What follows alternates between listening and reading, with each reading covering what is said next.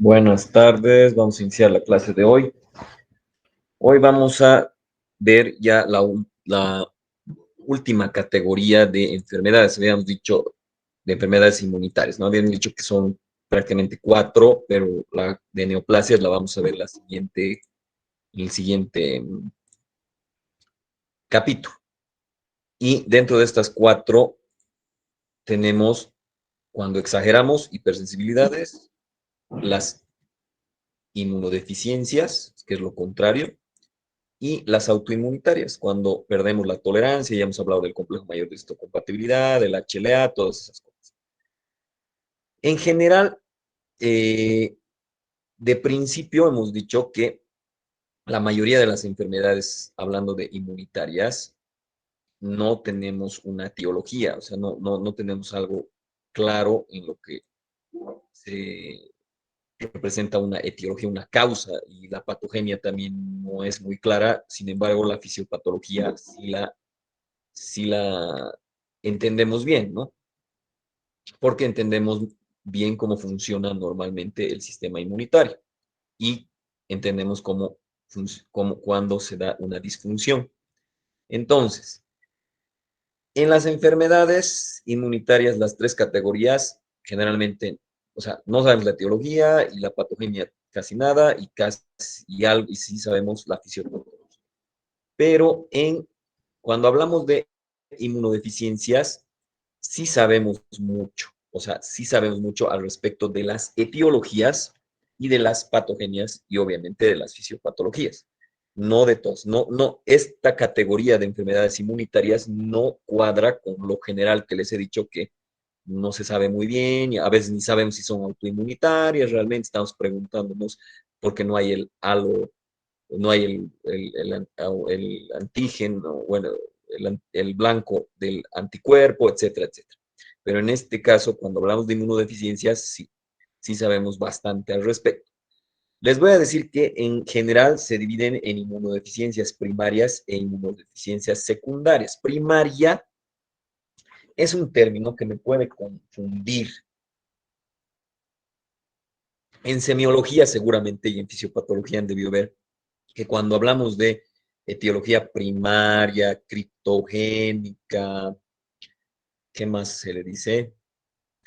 Eh, ¿A qué nos referimos cuando hablamos de eso? Cuando decimos es de etiología primaria, criptogénica. Ahorita se me ha ido, pero hay como 5 nombres para decir lo mismo. ¿Qué significa esto de etiología primaria? ¿Alguna idea? O criptogénica. Tal vez ya sus docentes de semi ya ni les dicen de este término. ¿Cómo es? Te dicen etiología primaria. Porque la etiología secundaria es más entendible. Secundario a esto. O sea que sabes cuál es la etiología. Entonces, secundaria a X, a Y o a Z.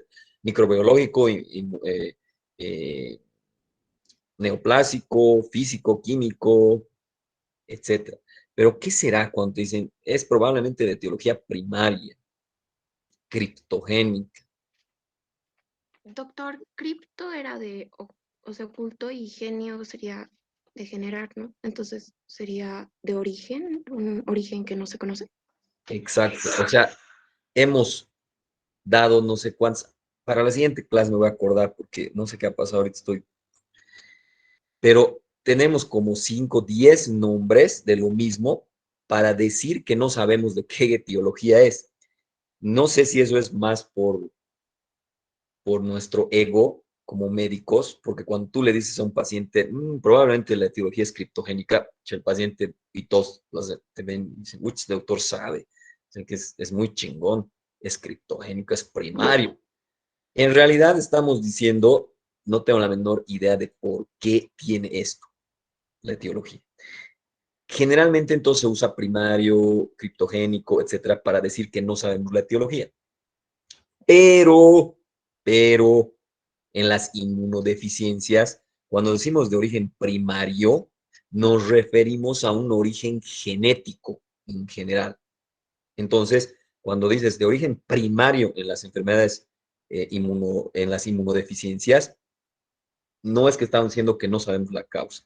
En realidad, estamos atribuyendo la causa a la parte genética.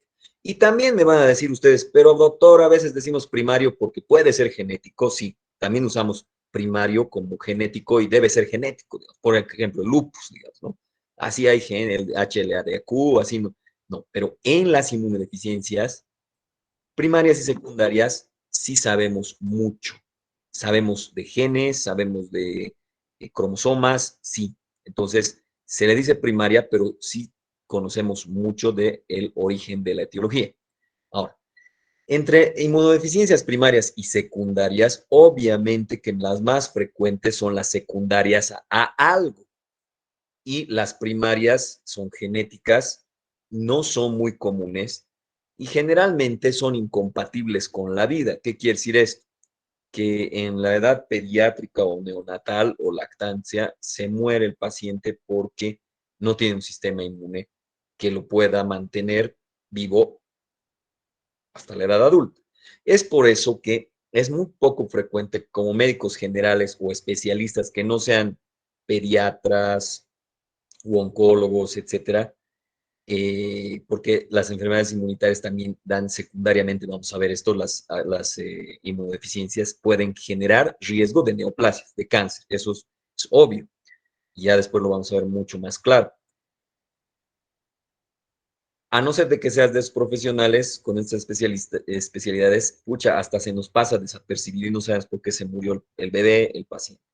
Entonces, vamos a ver lo más concreto, lo más sintético posible de las enfermedades y las inmunodeficiencias primarias. Y sí le vamos a dedicar un buen a las inmunodeficiencias secundarias. Pero algo desde el principio que tenemos que entender es que la inmunodeficiencia secundaria no es VIH-Sida y ahí acabó el asunto. No, porque generalmente decimos, secundaria a HIV o VIH, al virus, listo. Y esa es la única que existe. No, no es la única que existe y lo vamos a ver ahora.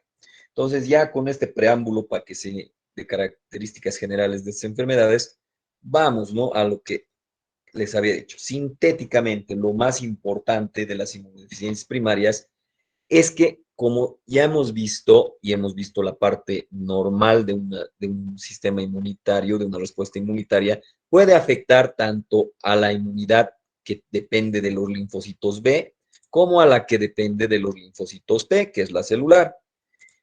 Y también puede afectar a neutrófilos, eosinófilos, basófilos, o sea, a la inmunidad innata.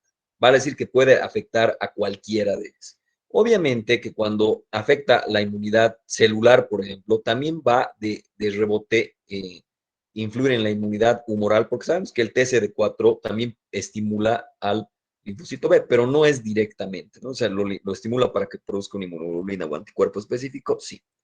Entonces, puede afectar cualquier tipo de inmunidad.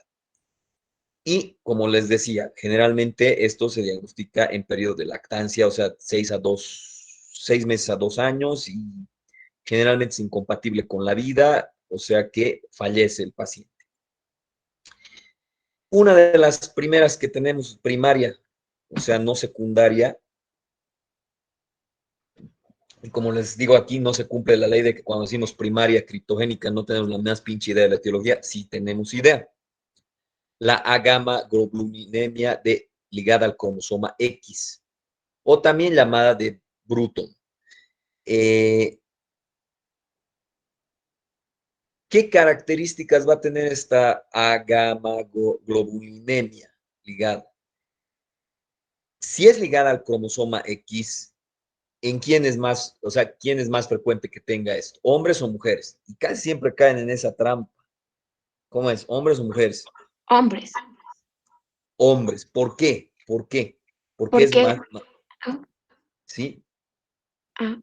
porque cuando la mujer le pasa digamos, cuando hay ¿cómo le llaman? Un cruzamiento entre XX y XY, siempre le va a pasar a la mujer su único X, en cambio en la mujer va a haber dos X y puede haber como una dominancia y recesividad del cromosoma X dañado en la mujer, en cambio en el hombre es el único X que se va a expresar. Muy bien. Es decir, que la mujer tiene si tiene un X fallado, todavía tiene un X que puede servir, mientras que en un hombre solo tiene un X, o sea que si ya le pasaste el fallado, no tiene otro X. Básicamente de eso se trata. Y esta, si estamos hablando de agamaglobulinemia y las inmunoglobulinas son los anticuerpos, ¿no? Entonces, estamos hablando de inmunidad humoral. Esta tiene afectación de los linfocitos B, entonces, ¿no?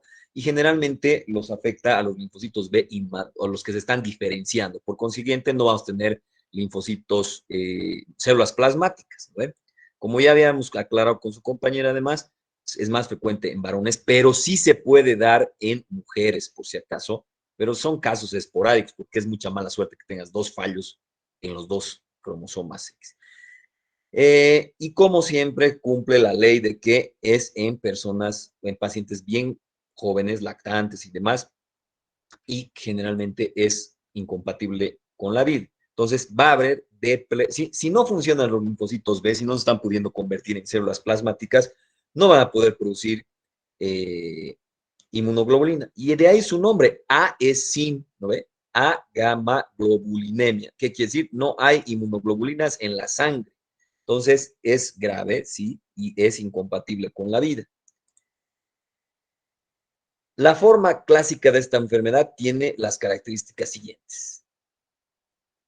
Generalmente, ¿dónde encontramos linfocitos B? En los ganglios linfáticos, en esos redonditos que dibujaban como nódulitos, y en todos los lugares donde hay sistema inmunitario eh, en, en, centros germinales, por ejemplo, las placas de Peyer, que eso está en el intestino, en el apéndice, etcétera, etcétera.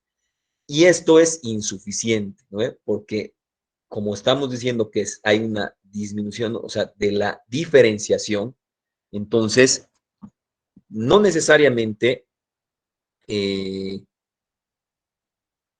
es que en la biopsia vamos a decir que hay menos linfocitos, sino porque hay puntos azules, hay linfocitos B. La cosa es que generalmente no hay diferenciación, eso que quede bien claro. O sea, tenemos linfocitos B, pero no se pueden convertir en células plasmáticas para dar inmunoglobulinas o anticuerpos específicos. También puede afectar de rebote, digamos así, la inmunidad de tipo celular, pero en cómo lo afecta.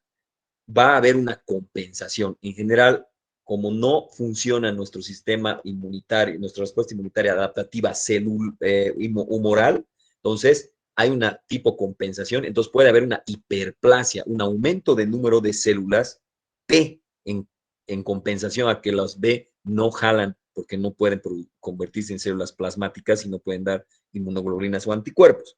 Entonces, esto, pero no lo podemos ver a simple vista en el microscopio, porque sabemos que solo se ven puntos azules entre linfocitos T, B y NK, no se puede saber cuál es cuál. Entonces le vamos a tener que hacer una inmunohistoquímica. Y si nos sale que hay un chingo de CD3 y hay menos CD20, bueno, no menos, sino CD20 normal, digamos, o sea, número de linfocitos B normal, pero hay un chingo, una hiperplasia de linfocitos T, pues ya nos puede esto alertar de una enfermedad como esta agaglobulinemia, pero como les digo, casi ni siquiera llegamos a la biopsia. O sea, en la vida práctica, o sea, se hace post-mortem el diagnóstico porque no, o se hace laboratorialmente, porque es a muy temprana edad se presenta y es casi, o sea, se muere el paciente generalmente, ¿no?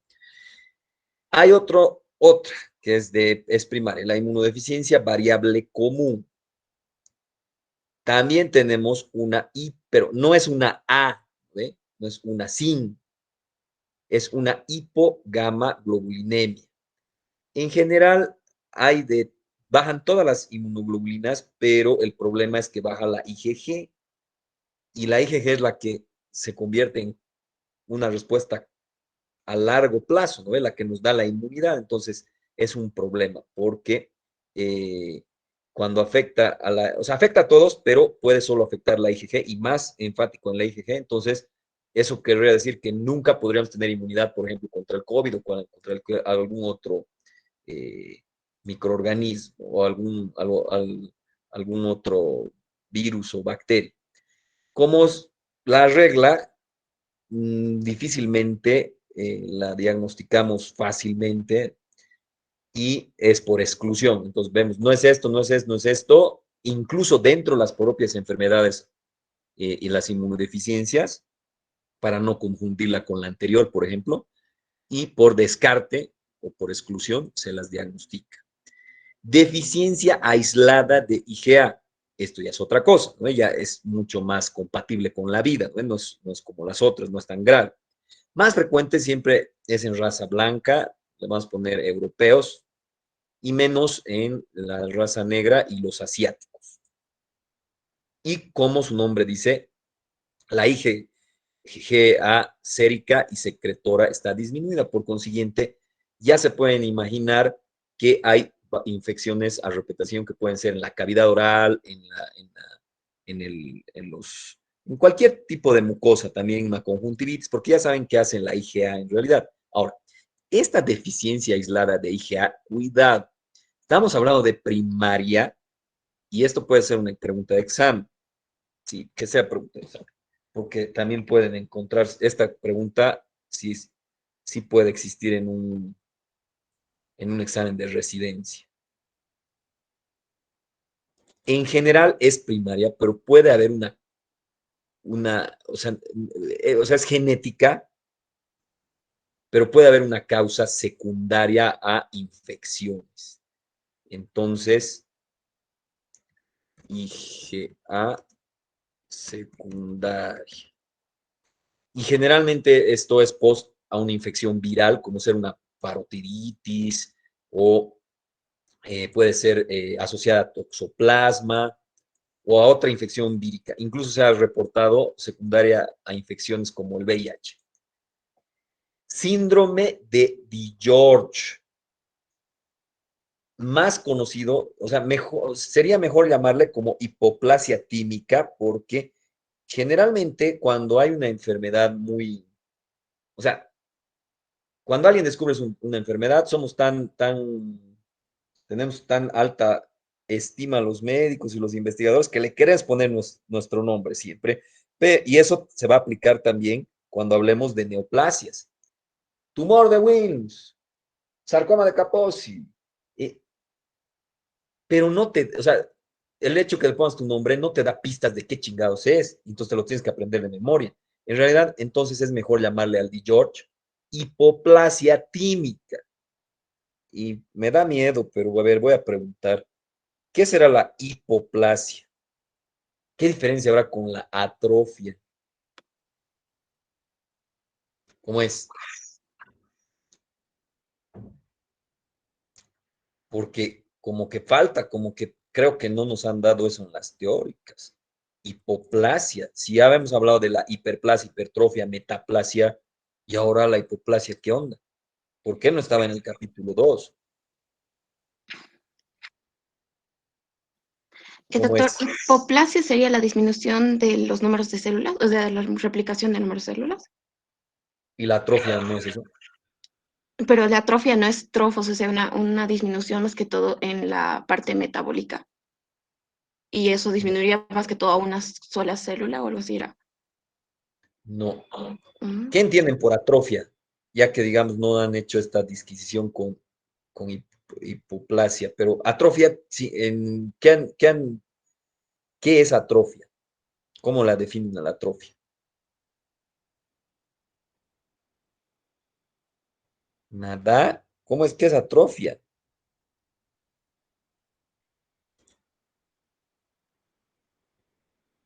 Andrea Grace, ¿estás ahí? Sí, doctor, buenas noches. ¿Cómo es? ¿Qué tienes qué concepto en tus propias palabras tienes de atrofia? Bueno, atrofia, disminución de tamaño del. Del órgano y en las células a nivel histológico, ¿qué pasa? ¿Cómo puede disminuir el tamaño de un órgano? ¿Desaparecen nomás las células? ¿Cómo es la cosa? Habría lo que es muerte celular también, doctor, afección a lo que es a nivel metabólico de cada célula. Entonces hay muerte celular programada, o sea, apoptosis. Entonces podríamos decir que la atrofia es disminución de número de células y de tamaño, es las dos cosas. En la atrofia hay disminución del tamaño de la célula y también puede desaparecer las células. Esto lo podemos ver, por ejemplo, en el útero. Cuando está grávido, crece un chingo el útero, pero no puede el músculo liso solo crecer hasta lo más que pueda, sino que además de crecer la fibra muscular, también se divide. Pero luego que tienes tu bebé se queda así de grande y así de numeroso. Sí, todos los embarazados siguen teniendo su útero así gigante, ¿o qué pasa? Se atrofia. Pero a veces le decimos involución. Pero ya nos vamos a meter con ese tema porque si no, con eso no es clase de la clase de adaptaciones celulares. Pero ¿cuál es la importancia de diferenciar entre atrofia e hipoplasia? Porque la hipoplasia parece que también tiene que ver con la atrofia. Y además, la hipoplasia creo que la hemos llevado en primer año en embrio. Alguna vez nos han hablado de la hipoplasia. ¿Cuál es la diferencia básica entre hipoplasia y atrofia? ¿Alguien sabe? Doctor, Nada. creo que nos Sí. mencionó que era una diferencia a nivel funcional. Más o menos va por ahí, pero hemos dicho en las clases prácticas, los que son mis estudiantes, que para que sea adaptación celular tiene que ser reversible, tiene que ser fisiológica, puede tener tanto etiología fisiológica como patológica, tiene cambio fenotípico, pero no genotípico. Si no, no puede ser una adaptación celular. Entonces, la hiperplasia, la hipertrofia, la atrofia y la metaplasia tienen estímulos tanto fisiológicos como patológicos, tienen cambio fenotípico, pero no cambian genotípicamente. Si yo les muestro un riñón, un paciente viene con insuficiencia renal a los 5 años, tiene los dos riñones del mismo tamaño, no sabemos por qué ha tenido insuficiencia renal, se nos ha ido, pero mejoró. Y luego viene a los 10 años, bueno, a los 2 años más, a los 7 años, y vuelve con la insuficiencia renal, solo que esta vez este riñón se quedó de este tamaño y este creció de este tamaño. A este riñón chiquitito, ¿qué le digo? ¿Está hipoplásico o está atrófico? Hipoplásico. Está Ahora, hipoplásico. sí. Ahora, si digamos me venía con los riñones a los 7 años del mismo tamaño y después no sabemos por qué, puede ser por una isquemia, una infección, una glomerulonefritis, lo que sea, los dos riñones se hacen así chiquitos cuando tú ya los viste en la ecografía, pero de inicio así grandes, y luego se hacen chiquitos, ¿a eso qué le decimos? ¿Hipoplasia o Atrofia.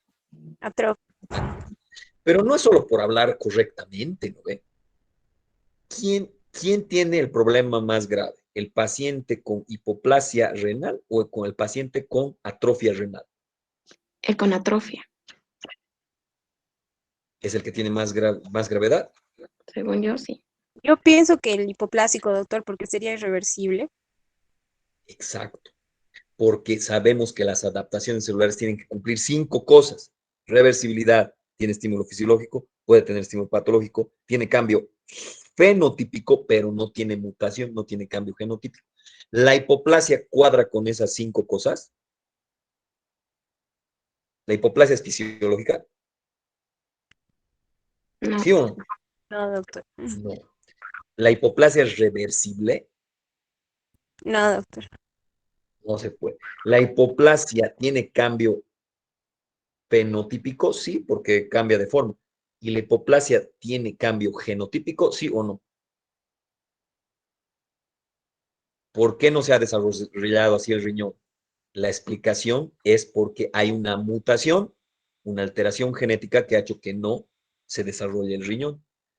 Y es a eso que vamos. Entonces, cuando tú ves un riñón o cualquier otro tejido, no es solo hablar correctamente, sino que uno es más grave. Nuestra prioridad en la atrofia renal es descubrir la causa de la atrofia, quitarla, y como es reversible, los riñones pueden volver a crecer. Pero aunque encontremos la causa de la hipoplasia que va a ser genética, no estamos a la altura de agarrar y modificar genéticamente todavía como humanidad para que se arregle esa hipoplasia. Gilmar, ¿dices algo? Doctor, entonces una consulta, estaríamos hablando de un desarrollo incompleto o un desarrollo defectuoso. Un desarrollo de las dos puede ser. Puede ser incompleto y además o sea, puede ser desarrollo incompleto y defectuoso, o solo incompleto o solo defectuoso. Depende del tejido. En Eh, el riñón generalmente es incompleto y defectuoso, pero en algunos tejidos, por ejemplo, ahorita la que vamos a ver como el síndrome de DiGeorge, es,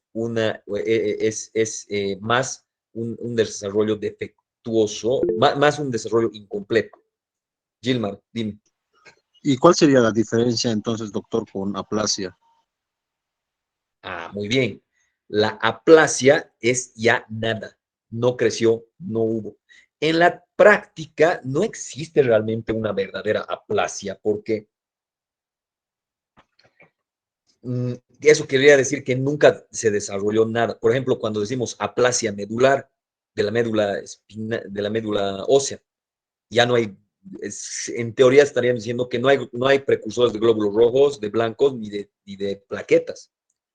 Pero en realidad nosotros tenemos como un acuerdo entre sí, así, que cuando vemos menos del 5 al 3% de precursores decimos aplasia medular, pero está incorrecto porque deberíamos decir hipoplasia severa, digamos, ¿no ve? En realidad, pero decimos aplasia en general literalmente debería decir no hay. O sea, si tú dices aplasia tímica, ¿qué entenderíamos? ¿Hay o no hay un tejido ahí? No, que nunca ha existido. Nunca existió. Ahora, si tú dices hipoplasia química, existe, pero no está defectuoso y está no desarrollado. Entonces, como se están dando cuenta, el término de plasia es bien importante entender.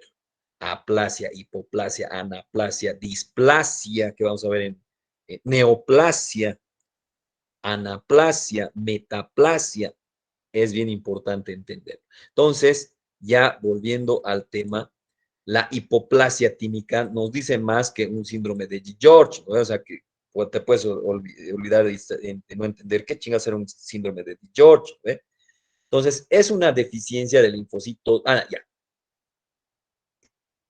Ya los linfocitos que maduran en el timo son los T y por eso se llaman T, porque maduran en el timo. Pero ahora les hago la pregunta, ¿y los linfocitos B, por qué se llaman B? De las ¿Cómo bolsas es? de Bunsen, algo así era de las aves. De Fabricio, porque no Sí, hemos ajá. estudiado, no lo hemos estudiado en un humano, lo hemos estudiado en un ave, entonces por eso vienen, de la bolsa de Fabricio, de donde hace ¿cómo se llama? No es rumear, pero ahí destruyen, ¿no? Su comida, machuca.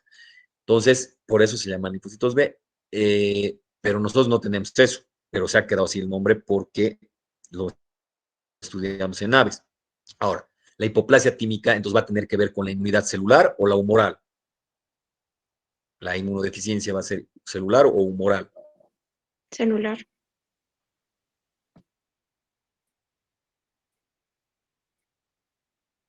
Celular, porque viene de los linfocitos T, pero la macana es que de rebote nos afecta la inmunidad humoral porque sabemos que el TC de inmunoglobulina o anticuerpo específica, ¿no ve? Entonces, esencialmente, obviamente, es inmunidad celular, pero puede afectar la inmunidad humoral por los linfocitos T, ¿no ve? Y obviamente, cuando se acuerdan de embrio, esto tiene que ver con alteración de la tercera y cuarta bolsa, de desarrollo de la tercera y cuarta bolsa faríngea, lo que también, según embriología, ustedes pueden deducir que puede tener alteraciones en las paratiroides, también puede tener alteraciones en la tiroides, pero en un cierto tipo de células que son las células claras, y también en el cuerpo braquial, ¿no? Entonces puede tener algunas otras alteraciones asociadas, pero eso lo han visto más ampliamente en embriología. Inmunodeficiencia combinada grave. Ya hasta el nombre asusta, ¿no? Inmunodeficiencia combinada grave, ya te dice, ¿no? Entonces, aquí hay múltiples defectos y la respuesta inmunitaria defectuosa es de todo tipo. Que, o sea, obviamente las más importantes son la humoral y la celular, pero es, como su nombre dice, inmunodeficiencia grave, combinada. Entonces, es humoral y es celular y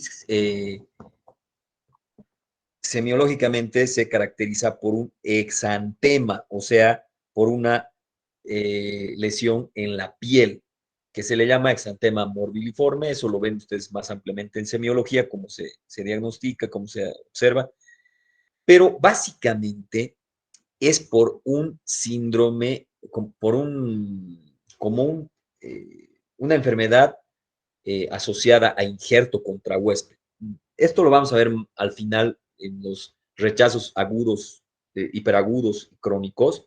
Vamos a hablar de la enfermedad de injerto contra huésped. Y su nombre dice, así me gusta que sean las enfermedades, que tal vez si hubiera descubierto la enfermedad de injerto contra huésped en la enfermedad de Villarroel, no te dicen ni madres, ¿no? Entonces, injerto contra huésped quiere decir que le has injertado a un tejido y los linfos, las células leucocitarias que estaban ahí, van y te atacan al que le has dado, al receptor. Pero en este caso no es que le estamos, no tiene que ver con una trasplante de nada. En realidad se produce generalmente por que se pasa a través de la placenta y también se transfiere a través a veces hasta de la leche materna al paciente, y esto además, ya que ya tiene alterado, ¿no? Es primaria, entonces por eso se produce este exantema morbiliforme en la piel. Es más que todo por los leucos que se han transmitido de la mamá al niño. Cumple otra vez la regla de que es en edad pediátrica, es grave y a veces, la mayoría de las veces incompatible con la vida.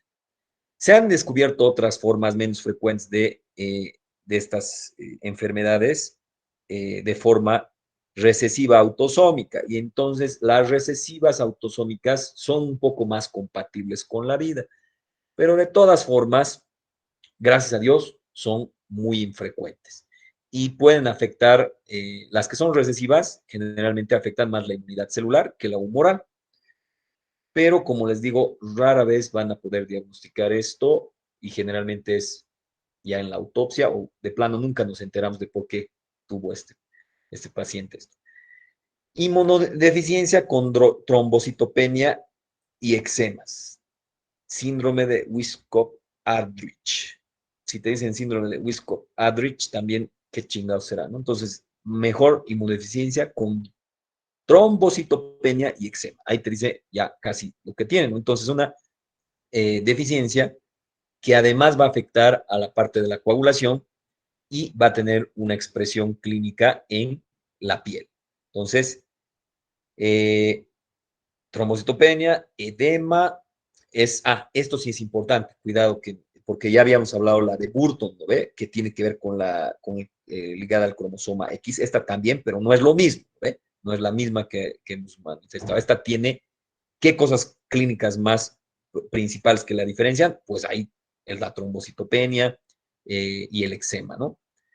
Y además va a haber edema y puede haber respuestas inflamatorias, y como sabemos que la respuesta inflamatoria es potencialmente lesiva, a través de esto puede producir lesiones secundarias por inflamación que no debería estar ahí. Es medio contradictorio, ¿no? Es inmunodeficiencia, pero también produce inflamación.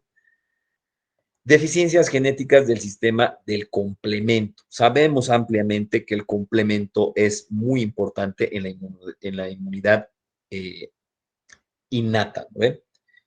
Y en las inmunodeficiencias asociadas al complemento, cuando afectan el C3, aquí el C3, pues es grave, porque el C3 saben que activa la vía clásica y la vía alternativa de este mecanismo de defensa. Entonces, las personas que tienen esto son muy frecuentemente susceptibles a infecciones piógenas.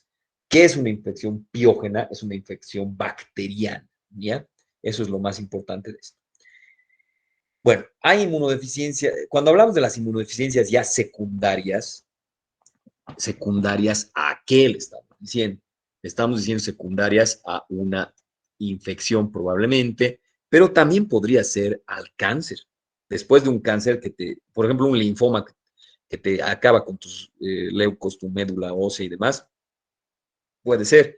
También puede ser por malnutrición, pueden ser enfermedades metabólicas, una infección crónica, o sea, puede dar una tuberculosis, también te puede dar una inmunodeficiencia, y son, como hemos dicho desde el principio, más frecuentes que las enfermedades primarias, que las que son genéticas, que las inmunodeficiencias primarias, pero no es sinónimo de VIH-Sida. A los que han sido mis estudiantes ya les hemos, de práctica, ya hemos hecho este ejercicio en práctica y lamentablemente no es un paciente que me lo inventé, sino es un paciente real que llegó al gastro hace años.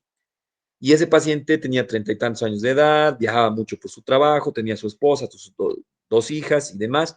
Y el paciente entraba frecuentemente por diarreas a repetición. Entonces me dirán, pero ¿para qué chingados tratan la diarrea en el gastro si son casi cuarto nivel? Que vaya a primer nivel y que le den su suero de rehidratación y su antiparasitario, no sé qué. Pero como era frecuente y no sabíamos del por qué, y además este paciente a veces se complicaba con,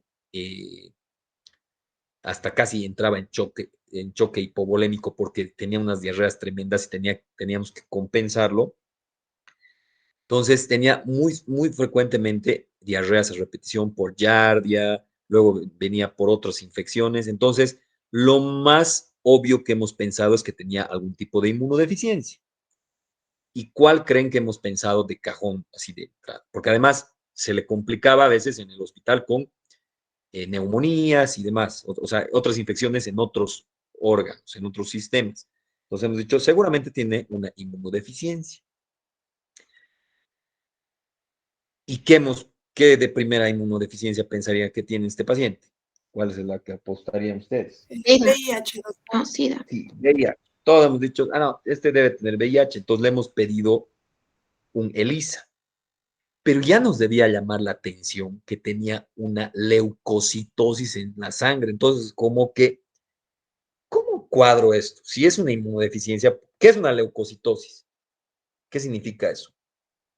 Aumento de glóbulos blancos. Sí, entonces, si voy a hacer de memoria mi diagnóstico, no voy a tener razonamiento clínico y lo voy a obviar. Esto de memoria no cuadra, pero lo voto porque las otras cosas sí cuadran, digamos, ¿no? Entonces, han pedido, porque no cuadraría, ¿no? Una inmunodeficiencia con una leucocitosis, como que no jalan, ¿no? Y tiene leucocitos elevados, pero tiene un chingo de infecciones y a repetición. Entonces, pedimos ELISA, pero con tan mala suerte que el interno va a tratar de tomar sangre y cuando está tomando la sangre, ¿qué creen que le pasa? ¿Qué es lo peor que te puede pasar cuando Pincharte estás una tomando aguja. sangre? Se pincha el güey. Y en vez de, cuando pasa algo así, no tienes que regañar a nadie, tienes que más bien ayudar y demás, pero el residente le riñe y le dice, pucha, que eres un güey, ¿qué ha pasado? Que el otro, bla, bla, bla, y el otro se asusta y ya. Y para hacerlo rápido, el residente va y toma la sangre. ¿Y qué creen que pasa? Él también se pincha. Se pincha el güey. Se hace un despelote. Todos se paran ahí, todos se asustan. Y todo eso, en el gastro no hay aislados, o sea, hay sí aislados, pero en cada sala hay 6 camas. Todos los otros pacientes han visto ese show y además estaba fuera, cuando no era pandemia, podían ir a visitar a los pacientes, ¿no? Estaba la esposa, la suegra y las 2 hijas. ¿Qué creen que han pensado de este pobre paciente? Cuando se han pinchado, ay Dios mío, no sé qué, el otro se ha pinchado así, que, o sea, y ha pasado todo ese show. Automáticamente, ¿qué han asociado? O han dicho, no sé qué está sucediendo con mi marido, así, o qué han pensado automáticamente. Que era una enfermedad contagiosa. Que era un VIH y que este era un hijo de la chingada y que tenía otras mujeres y que no sé qué, y hasta la suegra, pum, pum, pum, le han dado. Resulta que todos los días nosotros tenemos pase de guardia. Por la pandemia no teníamos, pero hace unos meses ya tenemos pase de guardia. Y ahí es donde charlamos todos los médicos. Me parece muy bueno este pase de guardia en el gastro, porque es como una media hora, unos 20 minutos, donde nos vemos las caras y nos decimos, pucha, ayer ha pasado esto en el hospital y así ha pasado esto, y este residente no está haciendo, y esto ha pasado, o tengo este paciente que está de la chingada, no sé qué tiene y demás. Pero en ese pase de guardia me llamó la atención de que en vez de hablar del paciente y de que no sabíamos qué chingados tenía, se han pinchado nuestros residentes, ¿cómo es posible que no nos digan que puede haber un paciente con VIH, que no puede ser, que cómo no me van a decir a mí, que yo le he hecho una endoscopía, que esto, que lo... Yo me he quedado opa porque he dicho, pucha, estaba hablando hace unos 10, 12 años. He dicho, pucha, qué güey somos. O sea, a ver, ¿cuántos pacientes ustedes van a ver que tienen VIH, pero nunca van a enterarse que tienen? ¿O será que sí o sí vas a saber que sí tiene VIH o no? Siendo médico general o especialista o de lo que sea. ¿Ustedes creen que van a ver a todos los pacientes y siempre van a saber si tiene o no tiene? No, doctor. Vamos a saber qué tiene. Imposible. Entonces, o por saber que un paciente tiene VIH vas a hacer algo diferente. No No, sé. el mismo trato. No deberías haber nada diferente. O sea, de hecho, ahora han cobrado sumamente protagonismo las normas de bioseguridad. O sea, no porque vea que nadie está tosiendo en mi hospital, me quito mi barbijo en el hospital, ¿no veo? O no me llevo mi alcohol en gel, o abro mis ventanas, o tengo reuniones afuera. O sea, no, si no es no sabemos quién tiene COVID y quién no tiene, ¿no ve? Entonces, si tú vas a estar con un paciente, no es que si tiene VIH vas a hacer algo diferente. Tienes que tener el mismo cuidado, porque es riesgoso esto. En México a mí me daba, al principio me dio enojo, me enojé con mi jefe de residentes cuando yo era R1, porque decía, qué hijo de la chingada, ¿no? Porque estaban en el mismo cubículo, nos daban como unas oficinas a los que estábamos haciendo anatomía patológica, y me tocó en el R4 y dije, pucha, qué chinga, voy a estar con mi jefe cada día todos los días, ¿no? Se llama Marco. Y Marco agarraba y hacía los roles y nos decía quién va a ser. Y todos los R1 hacíamos autopsias a morir en el Hospital General de México. Pura autopsia, autopsia, autopsia, autopsia. Y cuando era un VIH, me decían, no, no les digas, Jaime, ni a nadie hay que decirle que es VIH. Yo decía, qué hijo de la chingada, ¿cómo no les van a decir? Pucha, pobrecitos, por ahí se cortan, no sé qué. Y la verdad, nomás, ¿qué creen que pasaba cuando le decías, este muerto, este cadáver tiene VIH u otra cosa? Mm, No, cambiaba su actitud. Cambiaba y además, no sé, es como echarse la sal, se ha cortado. ¿Sí? Entonces es como que te pone más nervioso el asunto. O sea, es mejor tener tus normas de bioseguridad, tus guantes, etcétera, usar el cuchillo, usar todo lo que tienes que usar normalmente. Cuando yo les he preguntado a los residentes, a los internos, cómo han tomado la sangre, también da una clase magistral de cómo tomar sangre, ¿ya? Perfecto. Ahorita no tengo una tapa, pero yo les he dicho, esta es tu aguja y tu jeringa, y aquí está tu tapa. Me han tomado la sangre sí, magistralmente, pero ¿qué han hecho al final? ¿Qué creen? tapar. Si tu aguja han hecho esto. Es una estupidez. Tan fácil como poner la tapa en cualquier y hacer esto. Eso tienen que hacer siempre, no es alguna vez, no es cuando los está mirando el doctor Villarruel, no es cuando están filmando para cuando están vacunando, porque ahora me mato de la risa. A ver, ¿a cuántos de ustedes al vacunarse contra COVID han hecho esta operación de aspirar primero y después inyectar? ¿A cuántos de ustedes? O sea, o tal vez no has querido ni ver tu inyectar, pero ¿a cuántos has visto que hagan esto? O sea, que A ninguno, aspires, o doctor. sea, metas la... Ni a mí, y en mi propio hospital, y siendo yo el director, ¿no veo? O sea, pero cuando estás en la tele, así, ¿no? Por si acaso, si le estoy dando una arteria y demás. Entonces, no es la idea hacer show, o sea, estás cuidando tú mismo, o estás cuidando al paciente. Pues cuando han hecho esto, los he regañado y les he dicho, no, o sea, no tiene sentido. Pero para no hacer las largas, este pobre paciente, el ELISA salió negativo. No, que tiene que haber alguna explicación, es lo otro, ELISA. No, un Western Blot nomás hacía para confirmar, negativo. No había VIH. Pero a ver, convencerle a su esposa, a su suegra, a sus dos hijas de que no tiene VIH. ¿Qué creen que ha pasado con este pobre paciente durante todo el tiempo que ha estado internado y luego se ha muerto? Con respecto a su entorno familiar, a las visitas de su familia. ¿Qué creen que ha sucedido? Ha estado solo, doctor.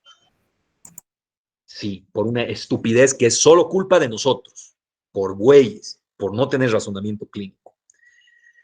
De todas maneras, cuando le han tomado la sangre, peor han hecho estupideces. Los internos han tomado la sangre, y cuando han tomado la sangre, como si fuera radioactiva. Todavía han venido sus cuates a ayudarle, así. Primero que estaba como astronauta, como en época de COVID, pero hace 12 años, así como, y sus cuates han venido así, a cuidarle, para que lleve la sangre, porque antes no teníamos nosotros ese laboratorio en el gastro, y lo llevábamos a la BIMED, que es en la Facultad de Medicina. Entonces, no es muy lejos, pero había que llevar. Y cuando me han contado así, han pasado dos guaruras y el interno llevando así, ¿no? Lentito. Y cuando pasabas por la Facultad de Medicina, ¿qué ha pasado? ¿Qué ha pasado, hermano? ¿Por qué están así? No, puede ser VIH. ¿Y qué creen que hacían todos los estudiantes de medicina cuando les decía eso así? ¿Qué creen? ¿Cómo es? Se alarmaba. ¿Qué pasa si pasa con un... Más que alarmarse, ¿qué creen que pasaba? Se le ¿Quieres ver? pegaban, le iban a preguntar. Uf, hacías todo un espacio, siendo que nosotros entendemos perfectamente cuál es el mecanismo de transmisión del VIH-Sida, del virus, pero lo hacemos así como, uy, Dios mío, no quiero ni tocarlo. Entonces, si nosotros como médicos, como estudiantes de medicina hacemos eso, imagínate la otra gente. Entonces, pucha, grave la cosa. Y finalmente se fue a autopsia del paciente. Yo pedí la autopsia, porque no hacíamos mucha autopsia en el gastro, porque problema de que encima hay que decirle que tiene que pagar el paciente, digamos, ¿no? Entonces, o sea, los familiares, es medio complicado. Ahora ya, como director, aunque me han mentado la madre todos los patólogos, como no tenía espacio, eh, este, la sala de autopsia la he convertido en un almacén para, para medicamentos porque que tenemos que ataucar ahí un montón porque después no me dan plata o no sé qué pasa y me quedo en la pandemia sin medicamentos para la población. Entonces, ya, pero antes teníamos sala de autopsia, todo. Y he hecho la autopsia y consejo sabio que me he entendido en México, antes de meter la pata, lees bien el expediente clínico. Y he leído, era grueso, pero anteriormente yo ya había diagnosticado una colecistitis aguda y crónica, o reagudizada, como quieran llamarle, y una coledocolitis. O sea, ya lo habían operado antiguamente en el gastro. Y la vesícula biliar, yo había puesto, sí hay inflamación, la chingada, todo, pero hay coledocolitiasis y los cálculos son verdosos, compatibles con bilirruina. Desde ahí empezaba el asunto del razonamiento clínico. O sea, yo no hago mis reportes anatomopatológicos para que se vean lindos, bonitos, que sean largos. Todo lo que dice ahí significa algo para traducirlo a un razonamiento clínico. El hecho que te diga que los cálculos, las piedras son amarillas, verdes, blancas, no es porque se me ocurre y los he visto y punto. Desde esa vez, que eran 6 meses antes de la muerte de este señor, ya podíamos hacer razonamiento clínico y saber la causa de la muerte de este paciente. Evidentemente tenía una inmunodeficiencia, pero no era por VIH. Tampoco creo que sea una inmunodeficiencia primaria, ¿no? De hecho, pondremos ese caso clínico, ¿no? Yo creo que nunca lo he puesto. Vamos a poner el caso clínico de señor. Así lo voy a poner, para que me acuerde. No, o sea, si fuera primaria, ya hemos dicho que a los 6 meses se muere y es incompatible con la vida. Además, tuviera que tener, o sea, ya se hubiera diagnosticado y si ha vivido hasta los 30 y tantos, y no, ojalá. Entonces, secundario. Pero ya hemos descartado que es a VIH. Y tenemos cálculos verdes en la vesícula. Y tenemos una leucocitosis. ¿Cómo es? ¿Cómo unimos todo esto para llegar a un diagnóstico? Una causa de la muerte, una causa de la inmunodeficiencia. Cuando ya les dije al cirujano que era cálculo verde, ya le había dado el diagnóstico. Indirectamente. Solo era hacer razonamiento clínico o correlación clínico-patológica o anátomo-clínica, como le quieran llamar. ¿Cómo es? A ver, los que son mis estudiantes, o ya se han olvidado de este caso en la práctica. ¿Cómo es? ¿Qué tenía este paciente? Nada, ni idea. ¿Tiene inmunodeficiencia? Sí. Se ha muerto por diarrea, por deshidratación y demás, claro, por la inmunodeficiencia, porque no tenía como...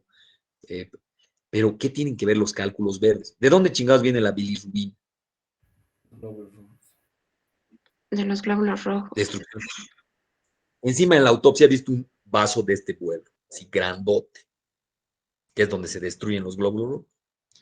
Pero ya, ¿eso qué? ¿Qué más? ¿Y por qué tenía una leucocitosis, además? Un chingo de leucocitos. ¿Qué podría haber tenido este paciente? Que le ha producido una inmunodeficiencia, pero con aumento de número de células blancas. Un vaso de este tamaño T y piedras verdes. ¿Cómo es?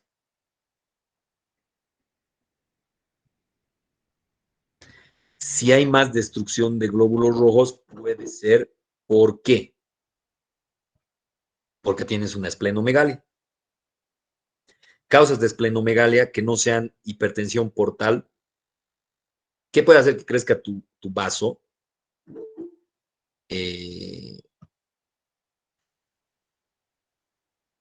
Pero no es por una hipertensión portal. Una leucemia cursará con leucopenia o leucocitosis. Leucocitos. O sea, bajan o leucocitosis. De hecho, este es un caso que exquisito para mis dos temas, ¿no? O sea, le da, incluso vamos a ver con la parte de inmuno, ¿no? O con la parte de neoplasias. O sea, une todo. Este paciente tenía una leucemia. Al tener una leucemia tenía cáncer en la sangre, proliferación descontrolada de leucocitos. Eso produce a nivel de la sangre periférica un aumento del leucos, pero a nivel del vaso un aumento del tamaño del vaso. Cuando aumenta el tamaño del vaso, destruye más glóbulos rojos. Si destruye más glóbulos rojos, hay más grupo M o menos grupo M, más producción de bilirrubina o menos. No, pues si se destruye, hay mayor hemoglobina en la sangre. Entonces esa hemoglobina se va a ir dividiendo en sus compuestos y va a haber más bilirrubina. Por consiguiente, el hecho de que tenga cálculos verdes me tiene que prender el foco. ¿Por qué tiene cálculos verdes? Y la mayoría de los cálculos de las piedras, de los cochabaninos, ya que nos servimos bien las comidas, es de colesterol, o sea, son amarillos. ¿Y por qué el doctor Villarroel, al abrir la vesícula en la coledocolitiasis, ha visto cálculos verdes? ¿De dónde está viniendo esa bilirrubina? ¿Será que tenía una hepatitis? ¿Será que tenía un cáncer del árbol biliar? ¿Será que tenía un cáncer de vesícula? ¿Será que tenía una leucemia? ¿Será que tenía una enfermedad autoinmune que destruía los glóbulos rojos? Una anemia hemolítica autoinmune. Todo eso nos tiene que prender el foco, ¿no ve? Pero si dices, se enferma harto, diarreas, VIH, no me da con VIH en mi método de patrón, ya valió madres. Porque no tienes idea de que, porque también podría no ser una leucemia, podría haber sido otro tipo de enfermedad autoinmunitaria u otra enfermedad, ¿no ve? Pero eso, pues por eso tenemos. Pero es por paciente, aunque era de mal pronóstico su leucemia, ¿merecía o no merecía saber su diagnóstico? ¿Merecía o no merecía hacerle un tratamiento que tal vez prolongaba unos 6 meses su vida? ¿Merecía o no merecía que su familia sepa que no era un pinche infiel? ¿Cómo es? Sí, doctor. Entonces, ahí vamos a quedar con la pregunta para ustedes y me la van a responder en la siguiente clase. ¿Qué tipo de médico tú quieres ser? ¿El que se queja en el pase de guardia porque no le han dicho que tiene VIH un paciente y quiere a escaparse de ese paciente? ¿O quiere ser el médico que tiene razonamiento clínico y que de verdad hace su trabajo y que puede llegar a un diagnóstico y que puede ayudar a ese paciente? Vayan pensando. No sé si hay dudas, preguntas, observaciones.